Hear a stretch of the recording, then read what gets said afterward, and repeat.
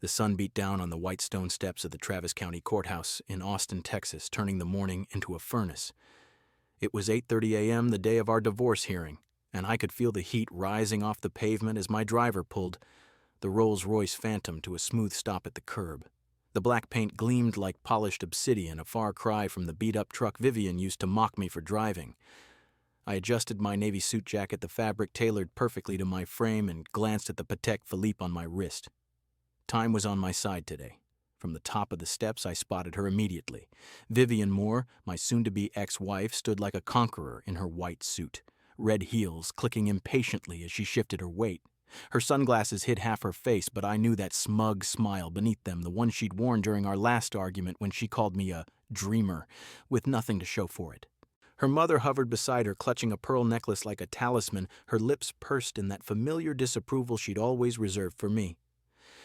And there, lurking a step behind, was Zachary Pierce, my former business partner, and her new lover fiddling with the cuff of his Armani vest, looking every bit the opportunist he was. I heard their voices carry on the breeze as I approached the car door. Zachary's low chuckle. He won't even show up. Probably scraping together Uber fare. Vivian's laugh sharp and triumphant.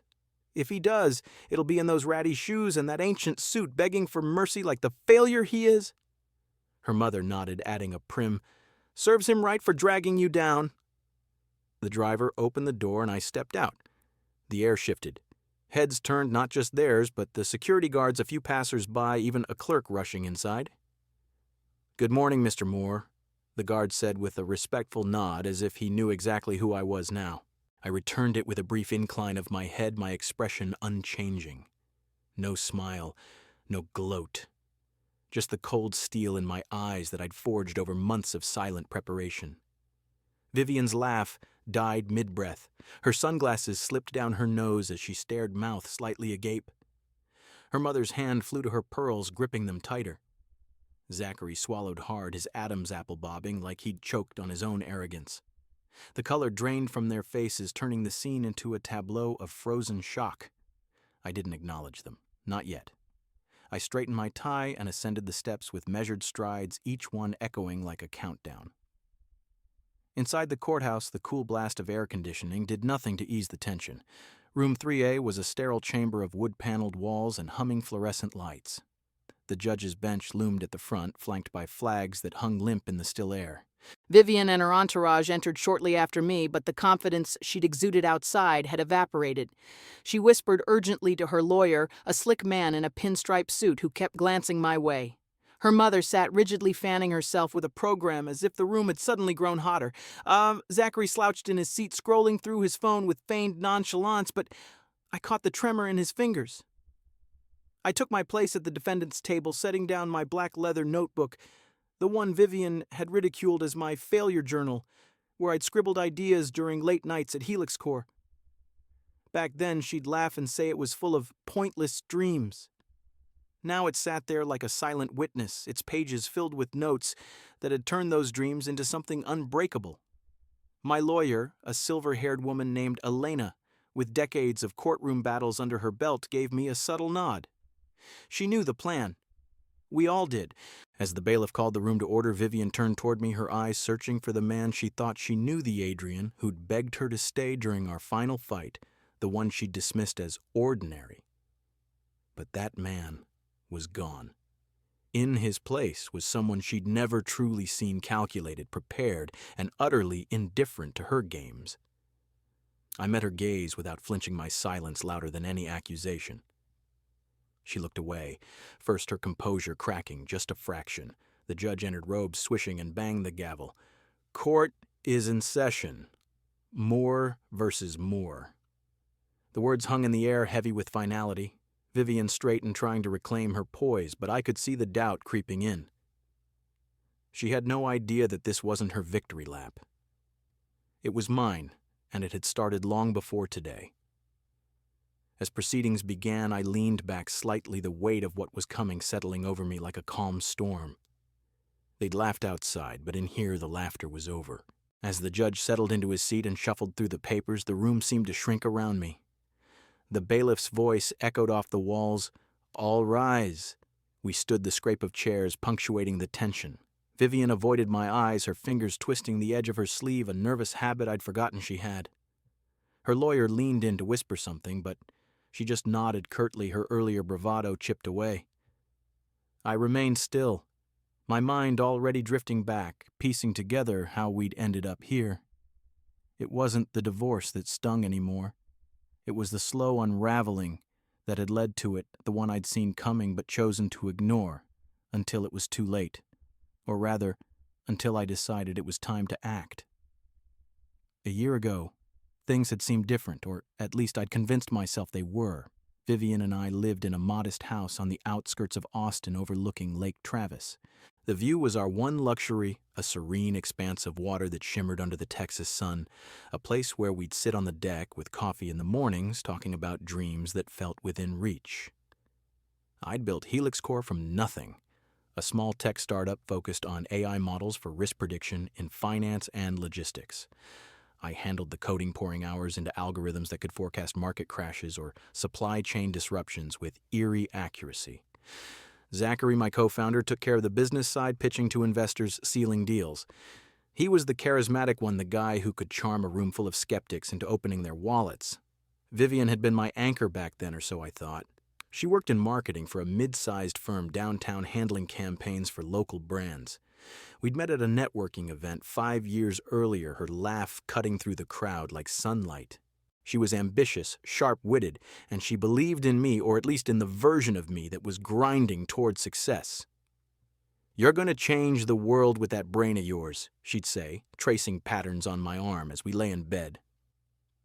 But as HelixCore grew, so did the cracks. The company hit a rough patch about 18 months ago. Funding dried up after a major investor pulled out, citing market volatility. I spent nights in the home office debugging code, sketching new features on napkins. Vivian started working late too, or so she claimed. "Client dinners," she'd say with a quick kiss before heading out, her perfume lingering like a question mark. At first I didn't push. Trust was our foundation, wasn't it? But the signs piled up. She'd come home with stories that didn't quite add up, weekend team-building retreats that Zachary conveniently attended. I'd find receipts for upscale bars I'd never heard of tucked in her purse like forgotten secrets. One evening, after a particularly grueling day at the office, I confronted her gently. "Viv, is everything okay? You've been distant." She waved it off with a laugh. "You're imagining things, Adrian. Just stress from work. Besides, you're always buried in that laptop. Maybe if you came out with us sometime." Us. That word hung there unspoken but loaded. Zachary and her, the dynamic duo closing deals while I tinkered in the background. I remember the night it crystallized. It was a Friday rain pounding the roof like accusations. I'd finished a breakthrough on the AI model, a predictive algorithm that could revolutionize fraud detection. Excited, I called her from the office. "Hey, let's celebrate. Dinner at that Italian place you love?" Her voice was muffled background noise like a crowded bar. "Can't tonight, babe. Meeting ran late. Zachary's got this investor who's a game changer." I paused, hearing his laugh in the distance. "Okay, love you." "You too." Click. That was the first entry I made in my black notebook that night. Trust is the first thing lost, but the last thing realized as gone. The notebook had started as a joke. Vivian called it my failure journal, teasing me for jotting down setbacks and ideas during tough times. "Who writes anymore? Just code it out," she'd say. But it became my lifeline, a place to process without exploding. Over the next weeks, the distance grew. She'd criticize me more openly. "Adrian, you're a dreamer. But dreams don't pay bills. Zachary gets it. He's out there making things happen." HelixCore was on the brink. We needed capital fast. Zachary stepped up, or so it seemed. "Let me handle the pitches," he said during a tense board meeting. "You stick to the tech." I agreed, focusing on refining the code, but whispers reached me, rumors from a junior developer about private meetings between him and Vivian. I installed monitoring software on our shared server, not out of paranoia, but necessity. What I found wasn't emails or files. It was access logs showing late-night logins from her IP downloading proprietary code snippets. Nothing damning yet, but enough to plant the seed. Back in the courtroom, the judge cleared his throat, pulling me from the memories. "We'll begin with the petitioner's statement." Vivian's lawyer stood outlining her case irreconcilable differences, a request for half the assets, the house, and alimony. Mrs. Moore has endured emotional strain from a marriage that stifled her potential. Stifled. The word echoed in my head, a bitter irony. As he spoke, Vivian glanced at me, her eyes flickering with uncertainty. "Why does he look like a CEO who just went public?" she whispered to Zachary, loud enough for me to hear. He shifted uncomfortably, pulling out his phone. His face paled as he scrolled, muttering, "What the—" "Vanguard Technologies just announced full ownership of Helix Corp." Elena, my lawyer, caught my eye and nodded subtly. The pieces were falling into place, but not for them. "For me," the judge turned to us. "Respondent," Elena rose. "Your Honor, we have evidence that will clarify the asset situation." Vivian leaned forward, her confidence cracking further. She had no idea how deep my silence ran, how those months of quiet observation had built a fortress she couldn't breach. As Elena began laying out the preliminaries, I flipped open my notebook to a blank page, not to write, but to remind myself this wasn't revenge. It was reclamation. As Elena's words hung in the air, "Your Honor, we have evidence that will clarify the asset situation." The courtroom seemed to hold its breath. The judge adjusted his glasses, peering over the rim at her. "Proceed, counsel." Vivian's lawyer shot her a quick glance, his confidence visibly wavering, but she just nodded, crossing her arms as if to shield herself from whatever was coming. Zachary fidgeted with his phone again, his thumb scrolling frantically. I sat there, unmoving, my notebook open, but untouched. The real story, the one that had brought us here, had started unraveling for me months earlier, in the quiet hours when suspicion turned to certainty. It was 3 months after that rainy Friday night, the one where I'd overheard Vivian's muffled conversation and seen the damning logs on our server. I'd kept my routine, the same mornings coding at Helix Corp evenings, pretending everything was normal at home. But inside, I was dissecting every interaction, every late night she claimed was work. Then the break came an email forwarded by mistake from Zachary's assistant, a young kid named Alex who'd been with us since the early days. The subject line was innocuous, Q3 projections update. But attached was a chain of messages that laid it all bare. I opened it in my home office, the screen's glow the only light in the darkened room. Vivian's words jumped out first. "We need to push him out clean. Adrian's too buried in the code to notice. Once Helix Corp stabilizes, we file for divorce. Half the assets are mine by right." Zachary's reply, "Agreed. I've got the investors lined up. We'll rebrand without him. He's just dead weight now." There were more plans to dilute my shares, transfer key patents under a shell company. And then the audio file. Alex had accidentally included a recording from a team meeting I'd missed. Vivian's voice clear and cutting. "Adrian's a pawn we need to remove. He's holding us back with his visions. Let's make this quick." The pain hit like a gut punch, sharp and unrelenting. I'd built Helix Corp from a garage prototype, sacrificing weekends, vacations, everything to make it viable. And now, the woman I'd married, the partner I'd trusted, they were plotting to strip it away. I didn't confront them. Not then. Rage simmered, but I channeled it into action. That night, I contacted Vanguard Technologies, a major venture fund in Silicon Valley I'd pitched 2 years ago without success. This time, I didn't pitch the whole company. I offered my AI core, the predictive model I'd refined in secret, the one that could detect fraud patterns with 98% accuracy. "Exclusive license Huam," I said in the email, attaching anonymized demos. They bit hard. Over the next weeks, I worked in shadows. Meetings via encrypted video documents signed under a holding company I'd set up quietly. Vanguard didn't just invest, they acquired the IP outright, folding it into their portfolio while giving me 51% equity in a new subsidiary. I kept it off the books at Helix Corp, routing everything through personal channels. No one knew, not Zachary, not Vivian.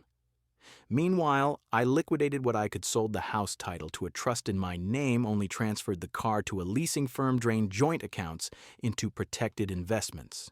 Precautions. I told myself, but it was preparation.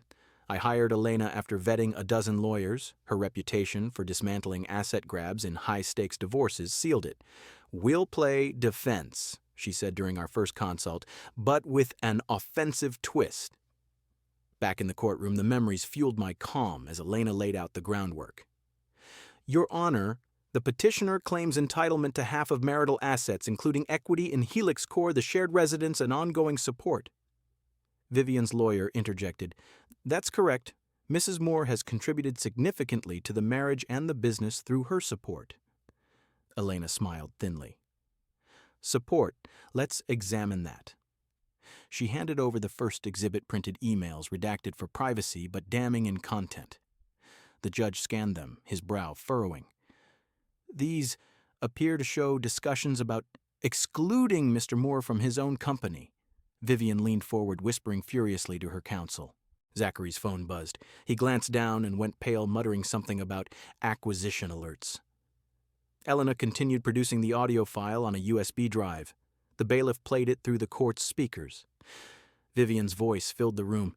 Adrian's a pawn we need to remove. Gasps rippled from the gallery, mostly her side, her mother's hand flying to her mouth. Vivian's face drained of color, her eyes darting to me in accusation. I met them steadily, no reaction, beyond a slight tilt of my head. Your Honor, Elena pressed, these communications date back 11 months predating the separation. Furthermore, Mr. Moore divested his interests in Helix Corps prior to any filing. She submitted the Vanguard documents, transfer agreements, equity statements. He holds no joint assets. The house titled solely to a trust. Vehicles leased independently, bank accounts. Separated before the infidelity began. The judge peered at the stack. So you're saying there's nothing to divide? Elena nodded. Precisely. Mr. Moore anticipated the betrayal and protected himself legally. Vivian's lawyer stammered. This is premeditated evasion, but the judge waved him off. Based on the timeline, it's foresight, not fraud. Vivian turned to me, her voice a hiss across the aisle. You knew all this time. I didn't respond, letting the silence speak. She slumped back, realizing the knife she'd wielded was now at her own throat. She wasn't the hunter anymore. She was the one cornered a pawn on a board I'd flipped long ago.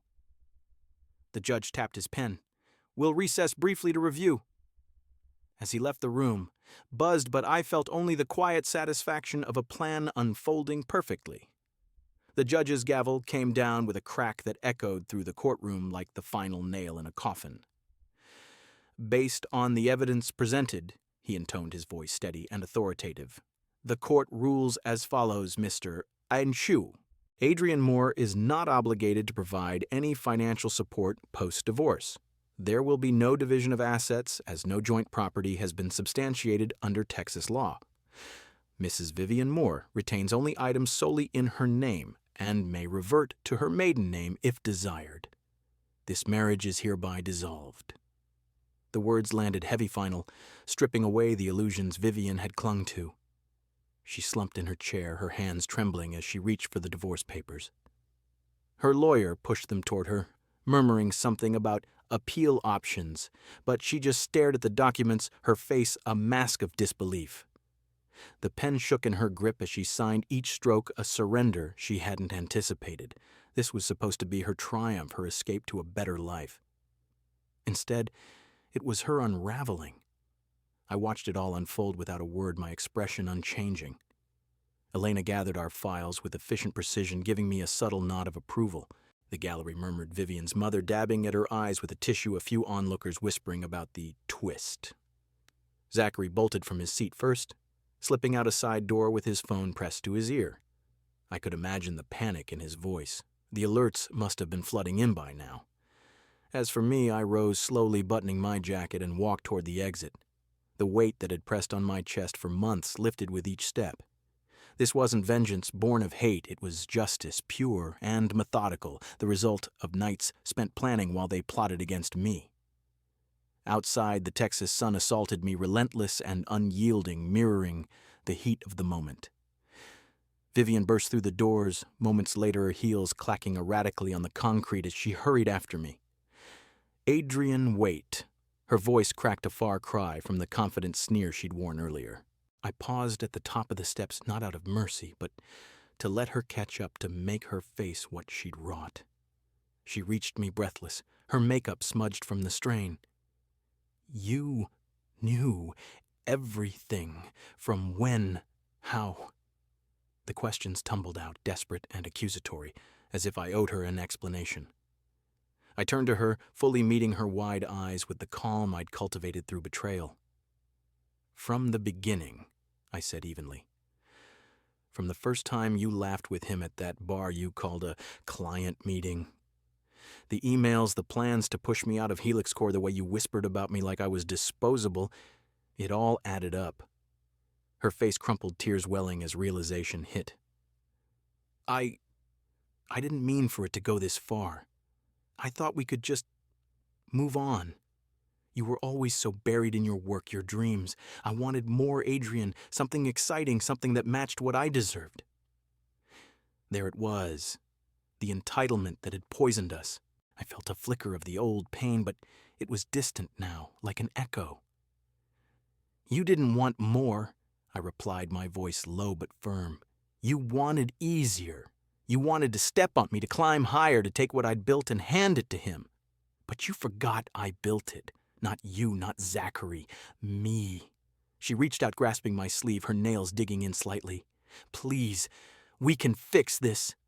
I was wrong. Hate me if you want, but don't leave me with nothing. Do you hate me that much?" I looked down at her hand, then gently pried it away. "Hate to hate! I'd have to still care enough to feel it." The words hung between us, cutting deeper than any shout. Her tears spilled over, then streaking her cheeks as she stepped back, the facade shattering completely. "Adrian!" But I was already turning away, descending the steps toward the waiting Rolls-Royce. The driver held the door open, and I slid inside without a backward glance.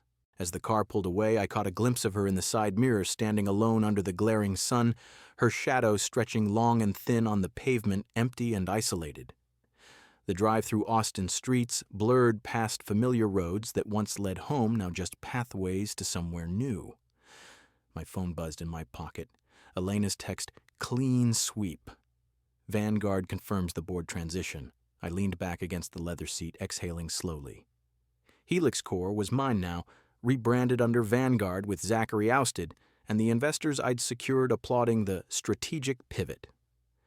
He'd learned soon enough that his schemes had backfired, blacklisted from projects, his reputation in tatters. As for Vivian, she'd walk away with scraps, a few personal items, no house, no alimony. The trust I'd set up ensured that. But it wasn't about ruining them. It was about reclaiming what was mine, my work, my dignity, my future. The silence in the car was profound, a peace I'd earned through patience. No more pretending. No more overlooking the red flags. As the city faded behind me, I opened my notebook one last time, flipping to a fresh page. But instead of writing, I closed it. There was nothing left to record. The chapter was over. 6 months later, the fog rolled in off the bay, blanketing San Francisco in a soft gray haze that matched the quiet rhythm of my new life. I'd left Austin behind, trading the relentless Texas sun for the crisp air of the West Coast. My penthouse near Golden Gate Park was modest by billionaire standards, a sleek space with floor-to-ceiling windows overlooking the bridge furnished simply with a few pieces I'd chosen myself. No excess, no reminders of the past, just enough room to think, to build. I'd poured my energy into more futures, a venture fund dedicated to backing independent tech engineers, folks like the old me grinding in garages with ideas that could change the world but lacked the polish to attract big money.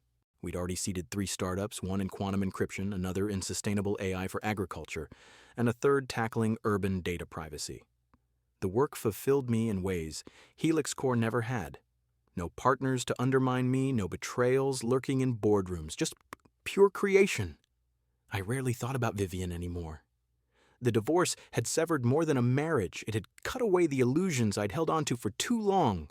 Reports trickled in through mutual acquaintances, whispers of her struggling in a small apartment back in Austin, scraping by as a freelance marketer after her network dried up. Zachary had fled to New York, chasing scraps of deals, his reputation tarnished by the Vanguard takeover. He'd been blackballed from key circles, reduced to consulting gigs that barely covered his Armani habits, but their downfalls brought me no joy. Satisfaction, perhaps, but not glee. I'd moved on, focusing on what mattered, growth, not grudges. One afternoon, as I reviewed applications for our next funding round, a courier delivered a plain envelope. no return address, just my name scrawled in familiar handwriting. I set down my coffee and slid it open, unfolding a single sheet of paper. Vivian's words stared back at me, neat cursive on cream stationery. Adrian, I once thought you'd always be chasing me, the dreamer, who'd never catch up. But when I turned around, you were already miles ahead, and I was the one left in the dust. I don't write this to beg for forgiveness or a second chance. I've lost that right. I write to say I know. Now the real loser wasn't you. It was me, the one who lost you. Vivian. I read it twice, the words stirring a faint echo of the pain I'd buried. Not regret, exactly, more like an acknowledgement of what we'd both become. She was right about one thing. I'd outpaced her, not out of spite, but necessity. The betrayal had forged me, turning soft edges into steel. I folded the letter and placed it on the shelf beside my black notebook, the one that had chronicled every setback, every quiet victory. I hadn't written in it since the divorce. There was no need anymore. The failures were behind me, transformed into lessons that propelled me forward. Standing by the window, I watched the bridge emerge from the lifting fog cars, streaming across like veins of life. Vivian's letter was her closure, perhaps, but mine had come earlier in that courtroom silence. She'd laughed, thinking she'd won, but in the end she'd been left behind, not by my revenge, but by her own choices. As for me, I'd lost a wife, a partner, a life I'd built around illusions. But I'd gained freedom, purpose, and the knowledge that some things aren't worth holding on to. The real victory wasn't in what I'd taken from her. It was in what I'd reclaimed for myself.